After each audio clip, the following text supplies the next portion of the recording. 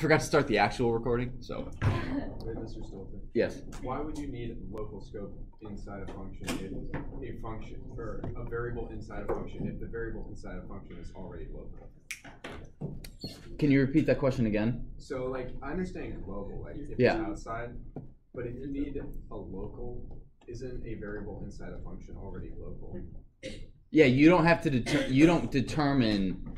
You don't need to say, like. You don't say X is local, create X. It's just X created in a variable is by default local. Can you give an example of a global versus a local? Yep, I'm about to do that right now.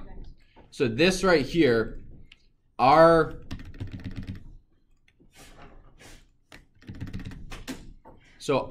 function right here has one local variable, and that is called eggs. When we run our script, so this is an example as to you can't use a local variable outside of a function. So when we run this, what do you guys think is going to happen? Nothing. Nothing? It's just gonna paste. Not referenced. It's gonna paste 3, 1. Just going to paste. It's gonna get an 3, error. 1, 3, 3, 7. Oh, error. You gotta sign. Oh wait. Because Eggs can't be used outside eggs of the- cannot be used outside of the spam function. Eggs only exists in the spam function. So if I moved this here, it would work. Because since you took that line back, then everything under that just doesn't matter. Because it can't be seen. Well, it doesn't not matter. It's just in a function, a local variable is only useful and can only be used in the function. We cannot reference it outside of the function. Because once you put spam parentheses, it ends what you're trying to do, and it goes to a new.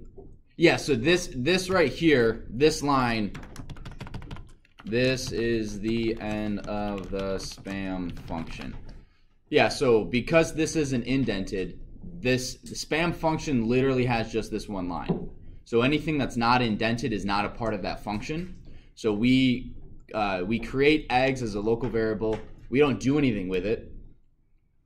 Then we run our spam function, and then we try to print something that's inside of this spam function. We can't do it. It's just it doesn't have that scope. It's only inside of that function can we even do only inside of that function does the variable eggs exist. Okay? Yes. So currently the spam function is useless. Yeah. Yeah. This is like this is a stupid function, doesn't do anything. Yes.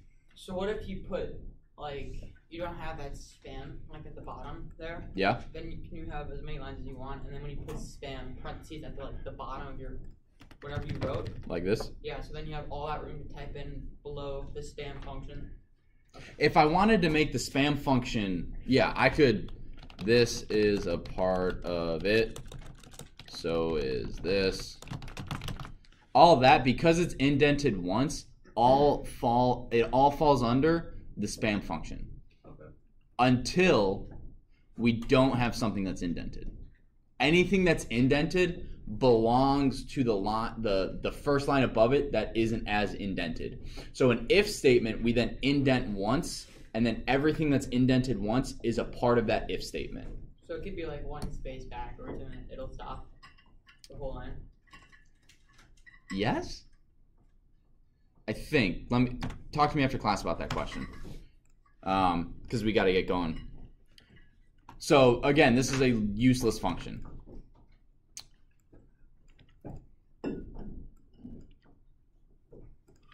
Okay, so this is my question. Taking what we've just learned, what will be printed, 99 or 101? Because we are printing eggs. Or wait, should it be 0? That should be 0, not 101. Eggs. I'm just going to put, what will be printed? What number will be printed? Eggs. The ham will. Okay, you guys are saying words, not numbers. 99. Should we, 99, Death ham parentheses. 101 will. 101. No, they both will. 100. 99. Yeah, agreed. Or would it be 990? It's 99. don't show up. Because you never actually said it would print. 0 will be printed. Yeah. No. You never I said have a it would print question. Mr. ham. Sultan. Yes. In the order of operating, going throughout, if you have like a function, does it first store the function, then run the function? It stores it. All it does is the first time is it stores it and looks for grammatical errors, So syntax all the errors. functions are stored Yes. before anything is run. Yes. And then it runs through. Oh, so the order of where the function is doesn't matter. No, that does matter. It does. Just all it does when it stores is it says, "Hey, there's a function called spam." Boom. That's all it's doing. 0. But you call the function bacon in the spam function. Yeah. But So- then you define bacon after you do that. So then the bacon So- function It's only wouldn't, gonna run that. it wouldn't. I see where you're coming from. Let me walk through it and then ask me if you still have that question. So, I'm gonna walk you guys through. The way you guys can think about coding is that if you can draw, well, that whatever. Let me zoom in. So we have one thread that we draw with, or not one thread that we draw with, but one finger that you can follow your code with, right? And when we get into the advanced class, we do multi-threading, so we can actually have one script can be doing two separate things at once. It's pretty cool. So we define spam and we define bacon. So over here we have functions, spam, bacon. So then once we've loaded that, our code goes, all right, so we're gonna go to line. This is a function, we know it exists, okay. This is a function, we know it exists, okay. Oh, now we're called to go to spam. So what we're gonna do is we're gonna come up and we're gonna go here to eggs, and we're gonna load eggs. Eggs equals 99. So then it comes here and goes, oh, we have our bacon function. We jump down to bacon.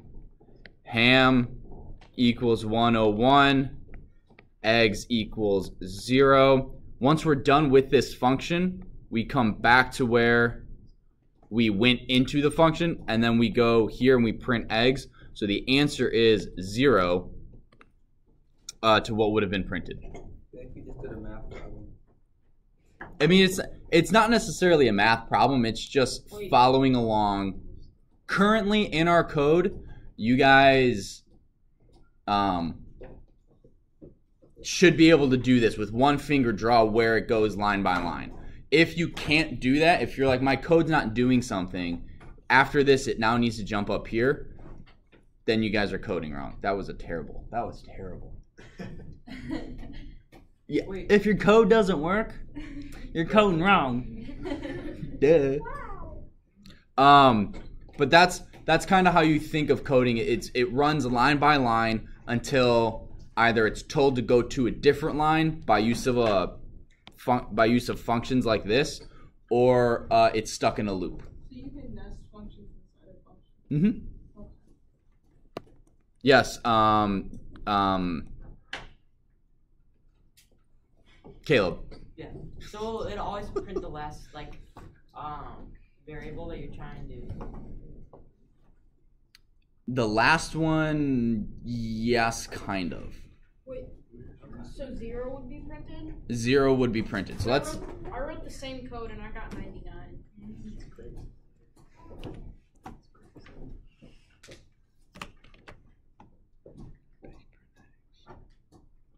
Oh, that's true. You're right. It's not 0. Who can tell me why? Okay, we're not. Not Van. It's 99. Oh. Because X is the first one. Because that's how coding works. Yeah. Because it only exists in the function. The scope, and I can't believe I overlooked this. I literally just talked to you guys about local scope. Can this eggs be printed anywhere outside of the function bacon? No. No. So our answer is 99. Because even though we call bacon here and we load and we run it and eggs equals 0 and bacon, we can't access this egg variable inside of the spam function. So when you had like spam, like so eggs in spam function and that equals 99, it changes automatically when you have it under a different function. It doesn't change, right? These to the code, eggs here is a different variable than eggs here because the eggs here is a local variable within spam and eggs here is a local variable within bacon. So to the computer, they're two separate things because the scope of each one of these prevents them from being used outside of that function. I should probably follow through the book instead of just trying to go off memory. All right, so let's try this one.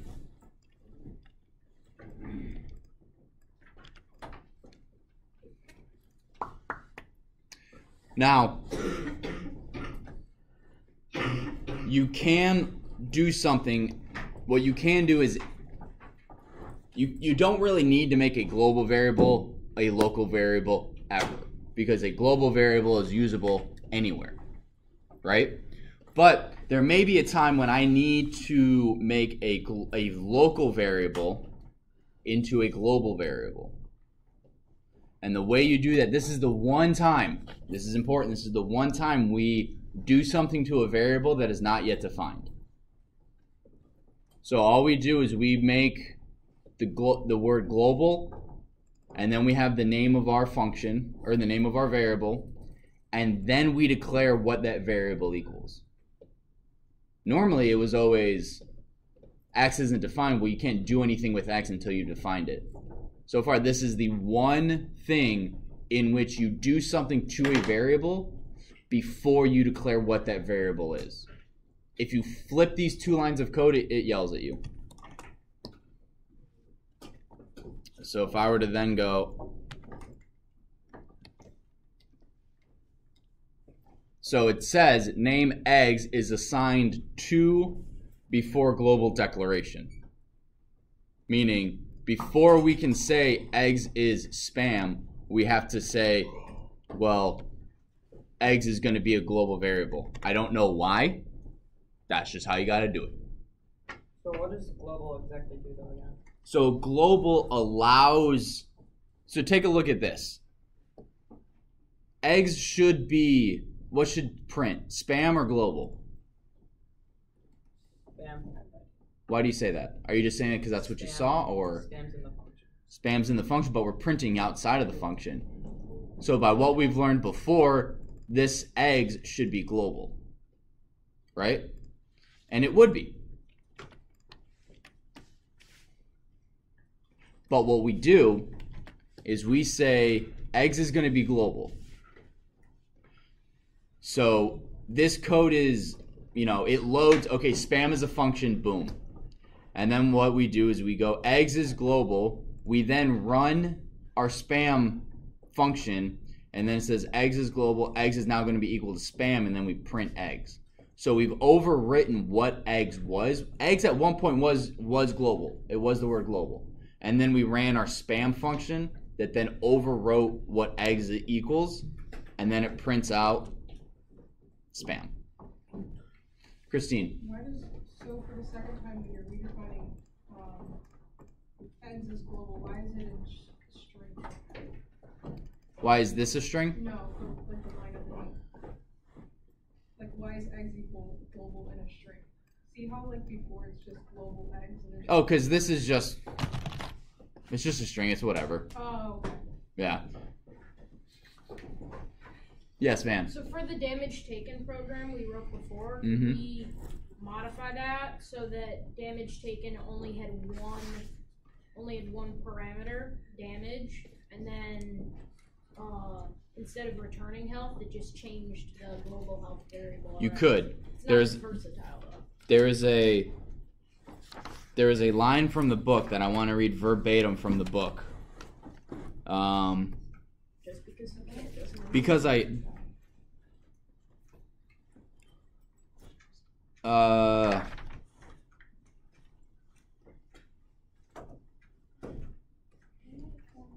Because it basically, because I know what a bunch of you are thinking, like, why use return? Why not just make everything global? There's a big reason for that. Because in small programs, it doesn't really matter, right?